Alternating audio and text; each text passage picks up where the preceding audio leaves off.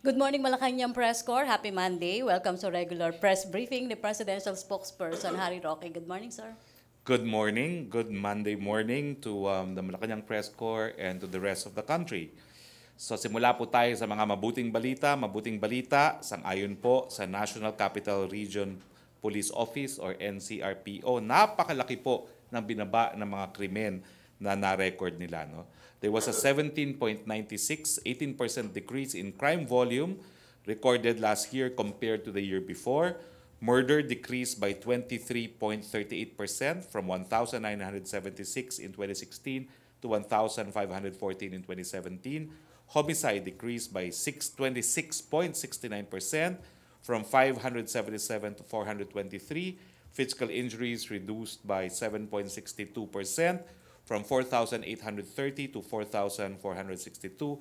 And rape decreased by 17.49% from 1,098 to 906 incidents. Robbery decreased by 16.04% from 3,603 to 3,025. Theft decreased by 19.92 from 8,059 to 6,454. Carnapping decreased by almost 50%, 48.9%, from 317 to 162. And motorcycle theft also decreased by 31.04% from 1,221 to 842. And this is, of course, as a result of our renewed effort not only to go against dangerous drugs, but against all forms of criminalities. No?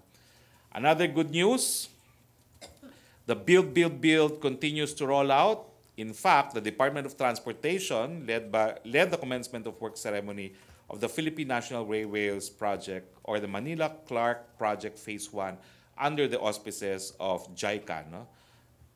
The project is estimated to cost 105 billion pesos. Phase 1 of the PNR Clark project entails construction of the rail system along the 38-kilometer segment from Tutuban to Malolos. It will have 10 stations and is expected to service around 340,000 passengers daily during its opening years. It is estimated that this new line will take only 35 minutes, no, from Tutuban to Malolos. NEDA has also approved the second part of this project, a 70-kilometer stretch from Malolos, Bulacan to Clark, Pampanga. It will be further extended to La Union, Tuguegarao, and Subic Freeport. We expect itong Phase 1 ng PNR project, Tutuban to Malolos, to be completed in 2021 and the Phase 2, Malolos to Clark, by 2022. Another good news, we're pleased to inform our kababayans abroad that the Overseas Filipino Bank is set to open this week on January 18.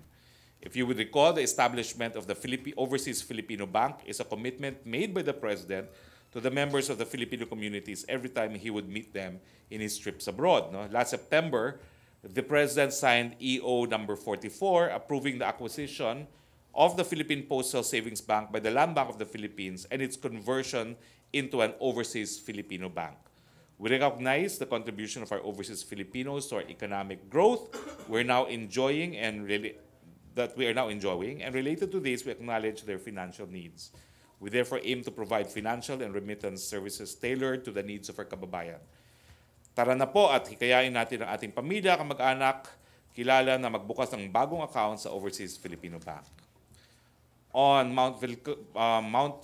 Mayon volcano, the alert level has been raised to alert number 3. The Bicol Region Disaster Risk Reduction and Management Council through the Office of the Civil Defense 5 with the Philippine Institute of Volcanology and Seismology, PhilVox, and the Albay local government are closely monitoring communities around Mayon volcano. No? 1,198 families or 4,537 persons have been taken to temporary shelters in 10 evacuation centers in Ginubatan, Camalig, Malilipot, all in Albay province. The DSWD field office in Region 5 has 5.6 million in standby funds and a stockpile of 13,352 family food packs and non-food items consisting of 37,342 pieces malong, 382 rolls laminated sacks, 7,327 dignity kits, and 54,832 blankets. Dahil level alert 3 na po sa Mayon, lahat po na nakatira sa 6-kilometer permanent danger zone at 7-kilometer expanded danger zone, lumisan na po kayo panandalian at pumunta po sa mga evacuation centers. Ulitin ko po, yung mga nakatira sa 6-kilometer permanent danger zone and 7-kilometer expanded danger zone, lumikas na po kayo panandalian. I'd like to confirm that the President will attend the India-ASEAN Summit from the 24th to the 26th of this month. No? We place great importance on our relationship with India, which is considered an emerging economy. President Duterte's participation is an outcome of his bilateral meeting with the Prime Minister of India at the sidelines of the 31st ASEAN Summit. Also, the Indian-ASEAN Summit is the first summit event under the Singapore chairmanship of ASEAN, which has been supportive of the Philippines-ASEAN chairmanship last year. The fact that the President decided to attend is also because of a personal appeal by the Indian ambassador that in 2012, the commemorative summit held in 2012 in India, the Philippines was the only country that was not represented by a head of state. No? And that is why he has confirmed his attendance. No? Now, there's talk about abolition of the Vice President under charter change. That's beyond the control of the palace. As you know, it is Congress sitting as a constituent assembly that will propose amendments. However, I'm sure that because any proposed amendment to the Constitution will be subject to ratification by the people, that ultimately it is the people who will judge this matter.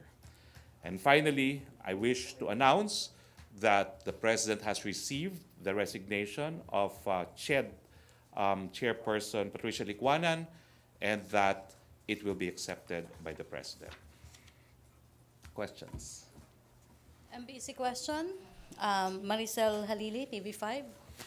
Hi, sir. Good morning. Sir, can you confirm, is it true that ES Medialdea has called Chair Licuanan over the weekend and asked her to resign? I have no information on that regard.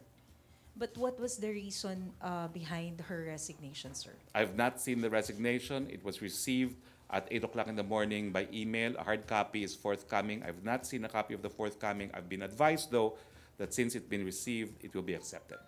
Meron na po ba tayo, sir, inaay who will replace Chairman Licuanan? Wala pa po, but as is the procedure, the most senior of the commissioners will take over in an acting capacity. Sir, na-consider po ba yung sinasabing excessive foreign travels ni Chair Licuanan? This is an act of resignation. It was a decision of Chairperson Licuanan herself. Thank you, sir. Follow-up question. Pia Gutierrez. Sir, ito po bang si Chair Patricia Licuanan, ito po yung sinasabi ni President Duterte that he will fire because of graft? This was a resignation, an act of Secretary of Chairperson Licuanan herself. Her resignation has rendered all controversies being moot, and I don't feel compelled to issue any statement in that regard. But has President Duterte noted the allegations against Patricia Licuanan, sir? Yes, of course, he knows about the allegations. What did he say, sir? Well, it doesn't matter really what he says or thinks because Chairman Licuanan has resigned. Sir, yung sinasabi po ni President na tatanggalin po niya because of graft, pwede na po ba natin ma-announce today? Well, all I know is that there is a resignation, Secretary Licuanan, and I'd like to highlight that there's 2 chairmen who resigned.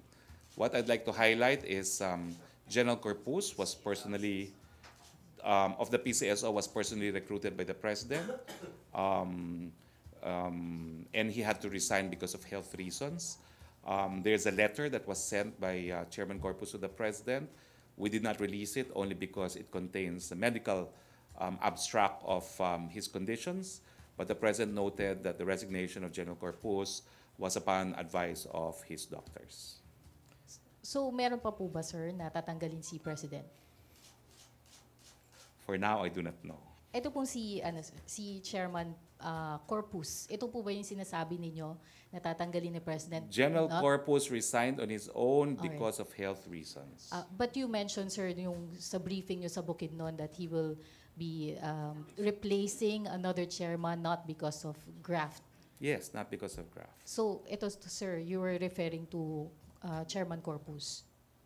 I was referring to Chairman Corpus was not the chairman that the president wanted to remove because of a graft. He resigned voluntarily because of health reasons.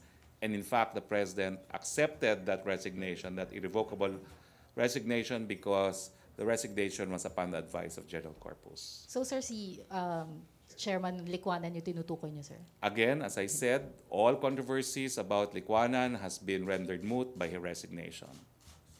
Sir, any other announcement kung sino pa yung mga tatanggalin? None ni for President? now. Alright, thank you. Chopel? Microphone please, Pia. Thank you. Sir, follow up ko lang po yung dun sa tatlong general, sir, na tatanggalin daw po. May go signal na po ba kung pwede ng pangalanan? Wala pa po sa akin, but I'll be the first to receive the information and you would be the first to report on it. Sir, pero automatically wala na po sila, sir. Well, I think the investigation has been concluded and it's a matter of being announced. Lanesca? I'm sorry. Sir, follow up, sorry. Follow up lang, sir. Pero ongoing yung for what ground yung pagtanggal sa kanila, All sir? for cause. Okay, sir, thank you. Follow up, Lanesca? Other issue. Follow up? Okay. Tanong ko muna yung tanong ni Belia Cariaso on excessive trips. Kasama daw sa masisilip yung lahat ng departments, including yung sa PCOO officials? I have no idea. But the president, in the one-on-one interview, has said that the cabinet members must seek his approval for their travels. No? Okay, thank you. Henry Uri? Secretary, good morning. May mga dating pinuno ng AFP at PNP, ilan ay mga general na humihiling na palayain si General Jovito Palparan dahil sa kanyang pakikipaglaban din sa mga NPA. Ito ho ba'y umabot na sa palasyo at ano ang sabi ng palasyo tungkol dito? Well, unang-una, hindi ko po alam kung umabot na yan sa palasyo. Pangalawa, he is being detained pursuant to a warrant of arrest po. So it is the judicial process that will determine whether or not he can be freed. The president's options are limited. No? He cannot grant amnesty without the concurrence of Congress, and he can only grant pardon or parole after conviction. Okay.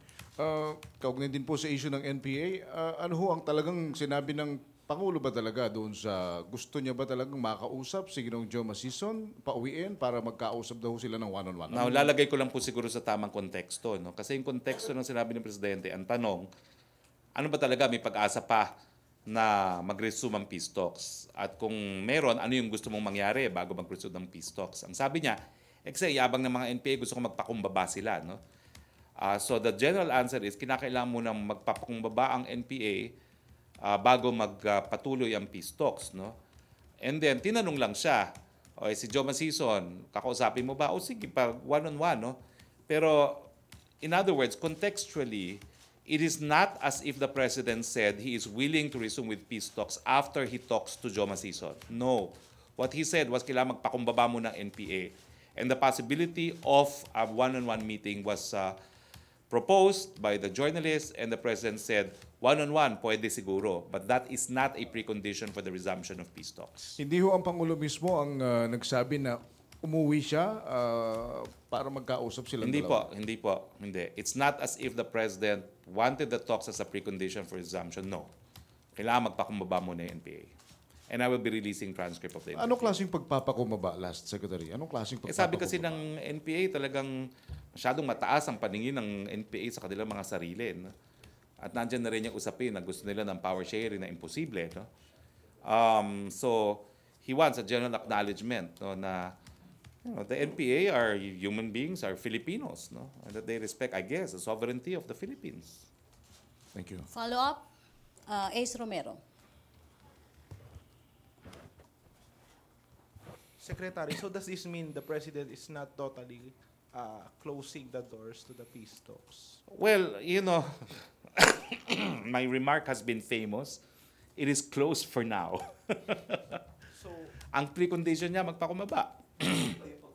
so there's a possibility that it... I will release the exact wordings of the President within the day, I hope. No? I hope the transcript could be ready. But, yun, no? So there's a possibility that it can still resume kung na-attain yung condition na sinasabi niyong magpakumbaba. For now, sinasabi ko nga, the doors are closed. For now. for now. It does not necessarily mean na it will remain closed. Anything can happen in this world, I guess, no? But for now, it is closed. So yung magpakumbaba, is he just referring to the rhetoric of the NPA or maybe he's referring to offensives? Well, also in terms of sincerity nga, remember it was called off because in the first place, while talking peace, they kept on targeting our soldiers. In one instance, a turning point was when a soldier sustained 30 gunshot wounds.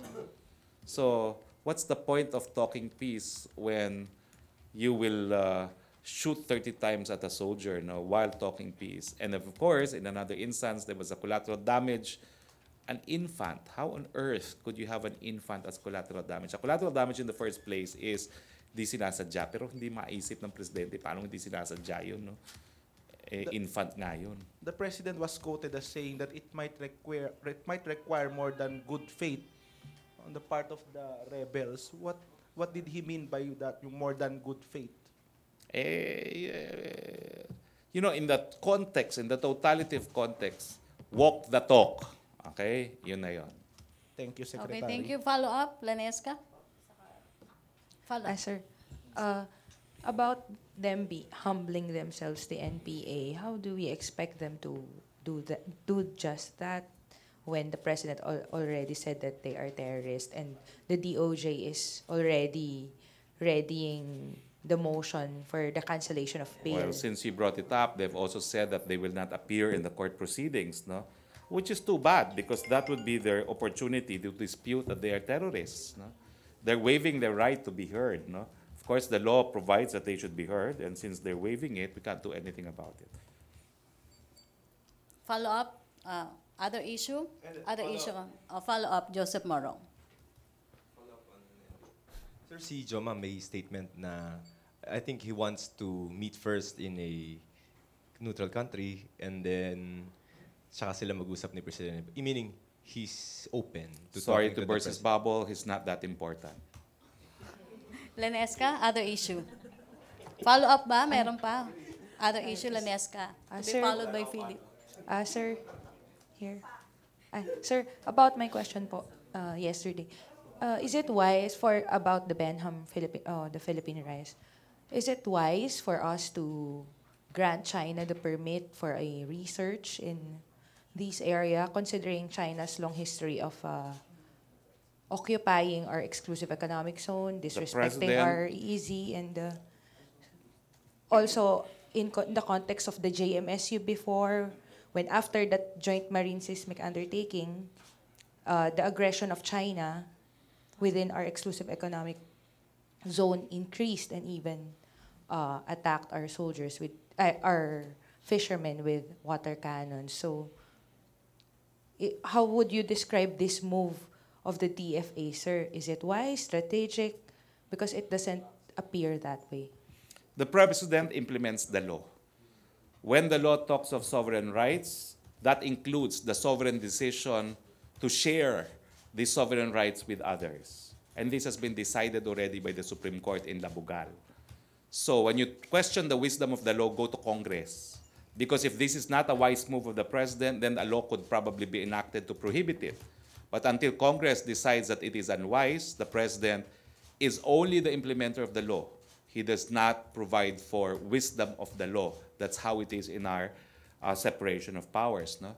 And that is why in this context, I would hope that our colleagues in government from the other branches of government could be faithful to their constitutional mandates, that the judiciary must actually rule on justiciable controversies involving interpretation of the Constitution and existing laws.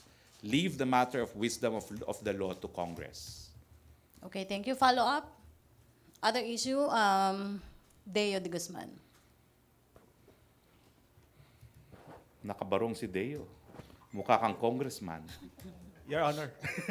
Wala na po may suot. Sir, di po ba pinapanawagan ni Presidente na modesty amongst government officials since his first day in office?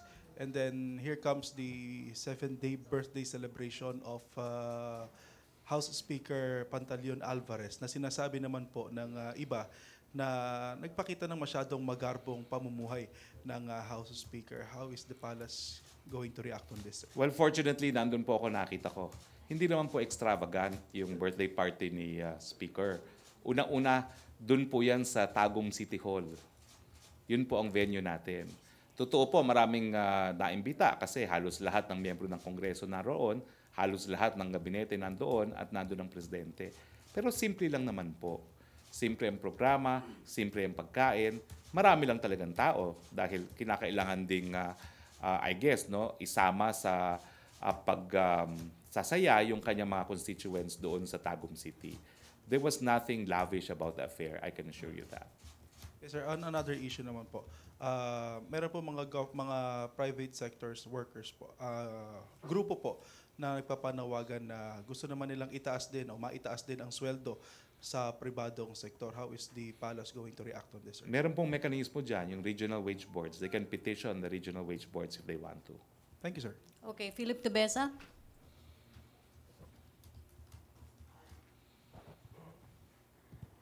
Sir, good morning. Specific Good morning, sir. dun lang sa issue nung sa Benham Rice.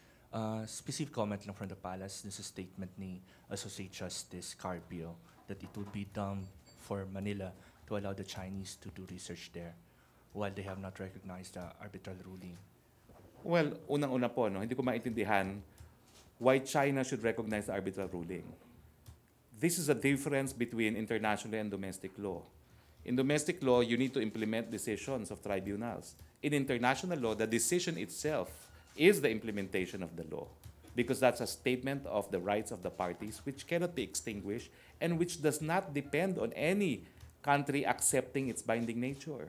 Yan ang nature of international law. So hindi ko talaga maintindihan, with all due respects to Justice Carpio, he really is recognized as the intellectual heavyweight in the court, no?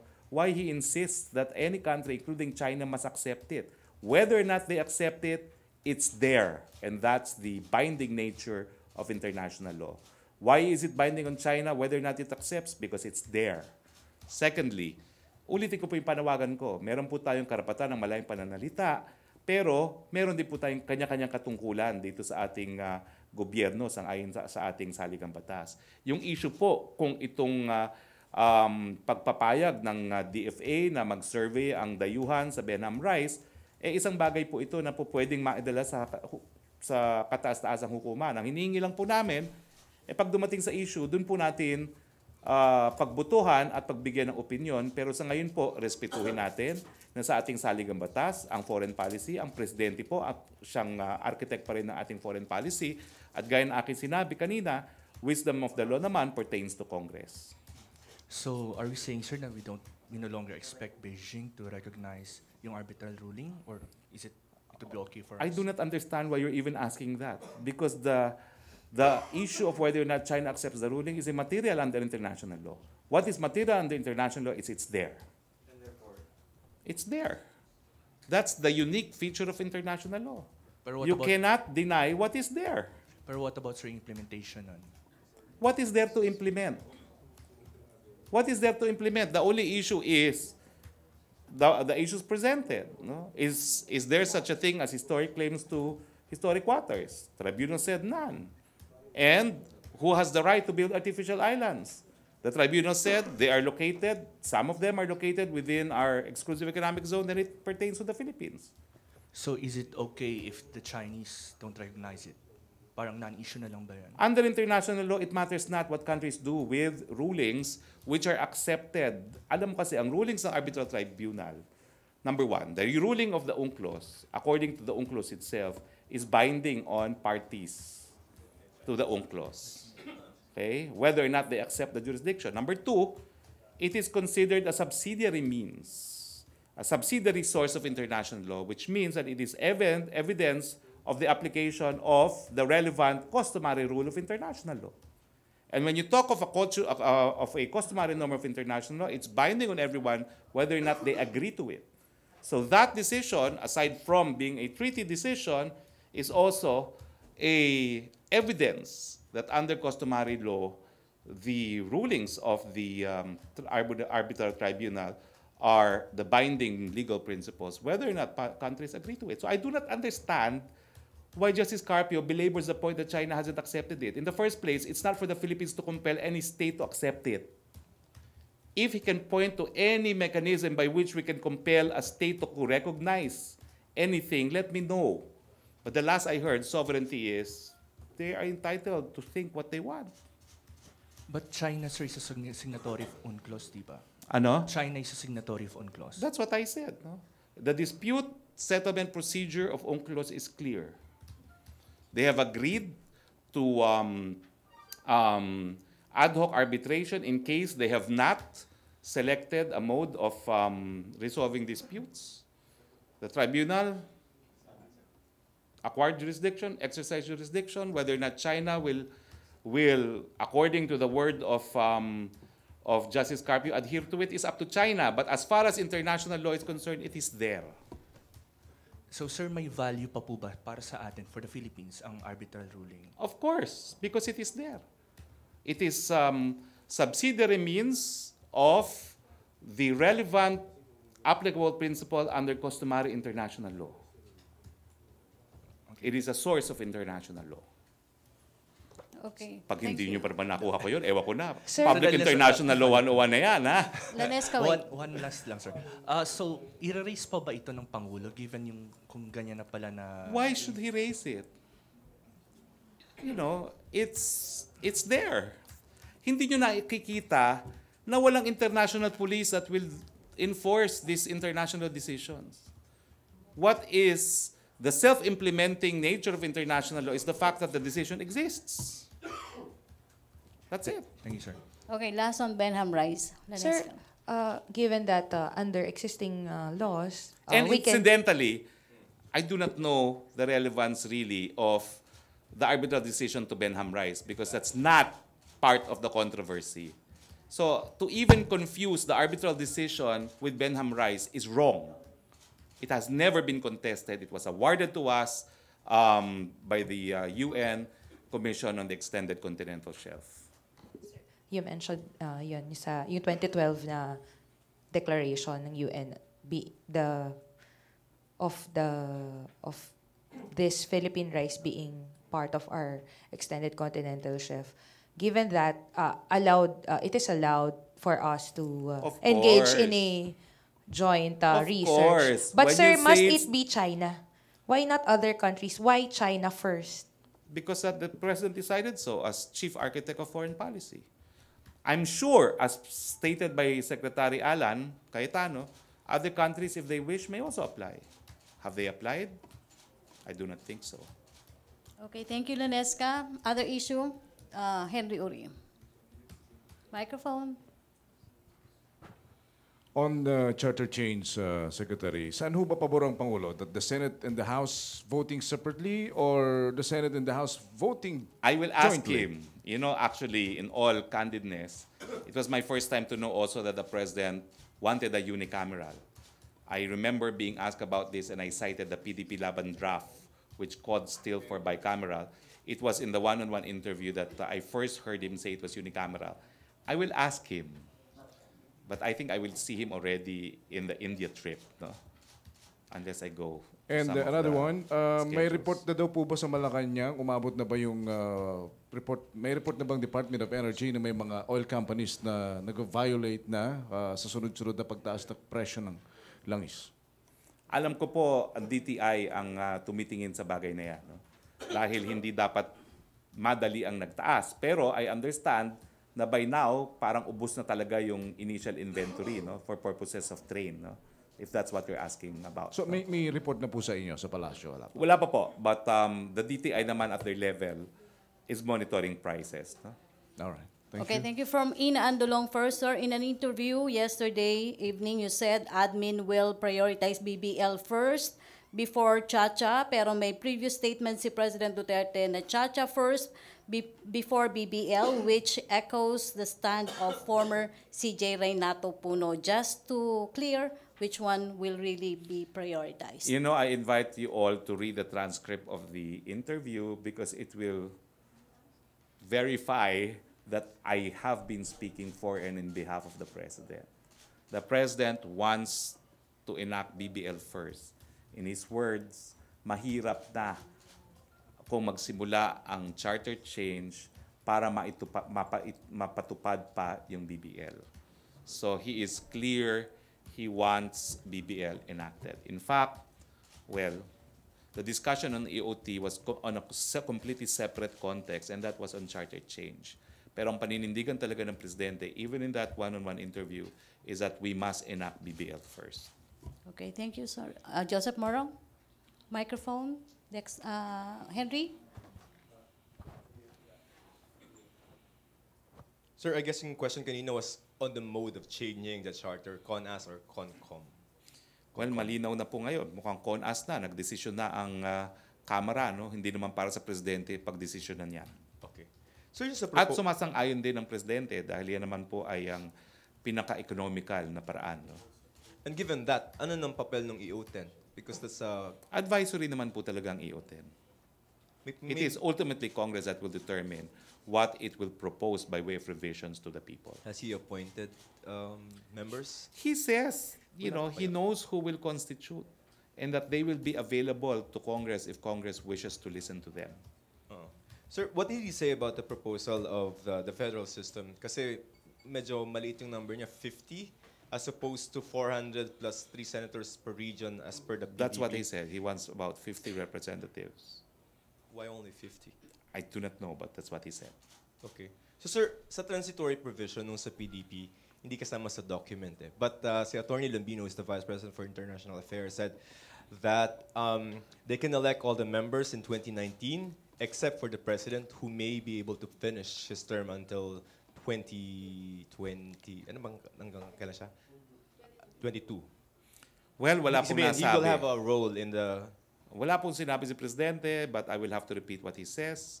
He's willing to serve out his term until 2022. Absolutely against extending his term. Maybe willing to cut short his term.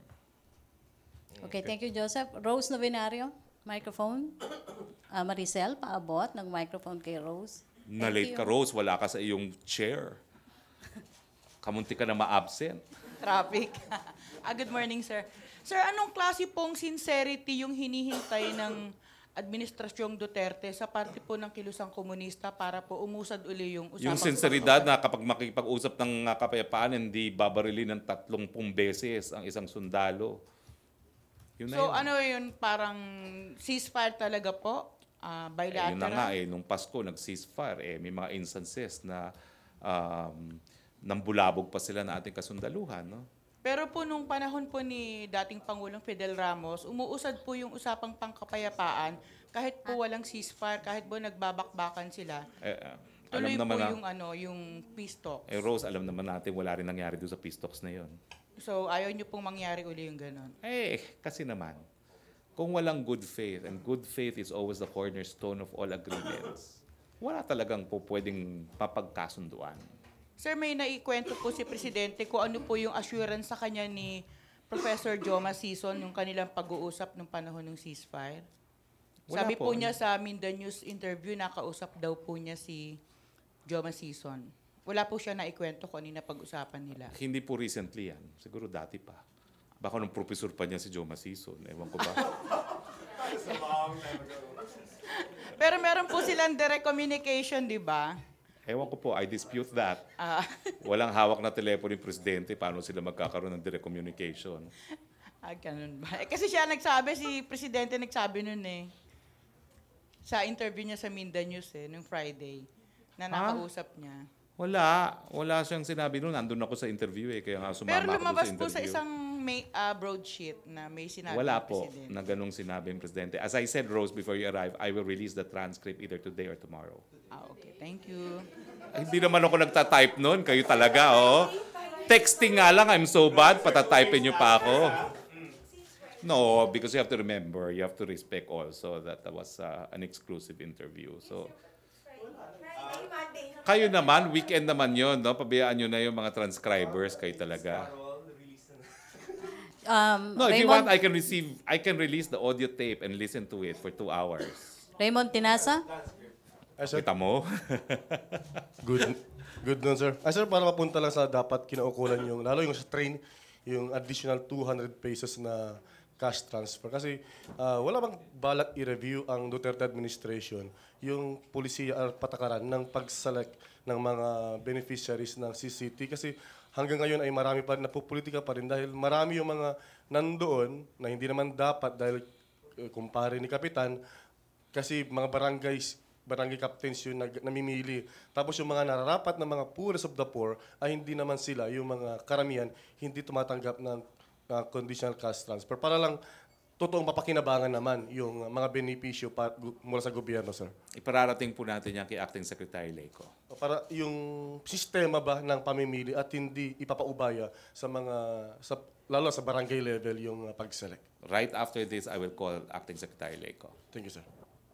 Okay, questions? No more? Okay, Danesca.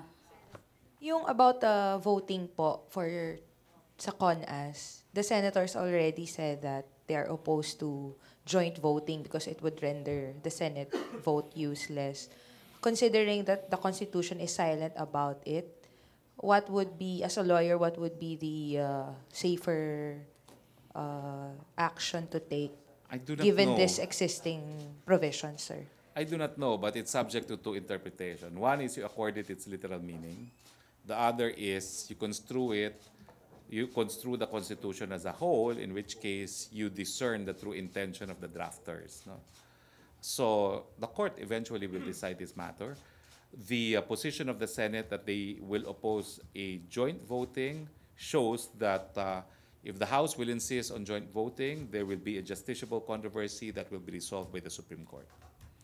Okay, thank you. Last two, Henry and then Joseph. Secretary, umabot na rin ba ho sa Malacañang yung report na willing ang Sanofi na ibalik yung pera na kinakailangang ibalik nila sa gobyerno? That's good news if they are, para mapadali na yung proseso. No? But we have not heard of that.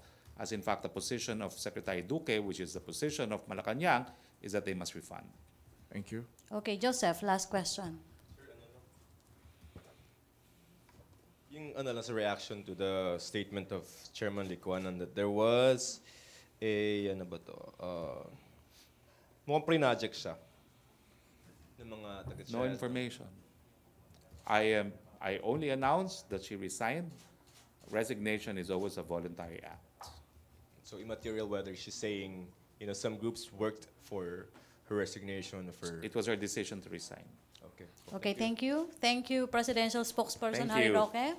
Thank you, Malacañang Press Corps. Back to main studio sa Radyo Pilipinas and People's Television Network.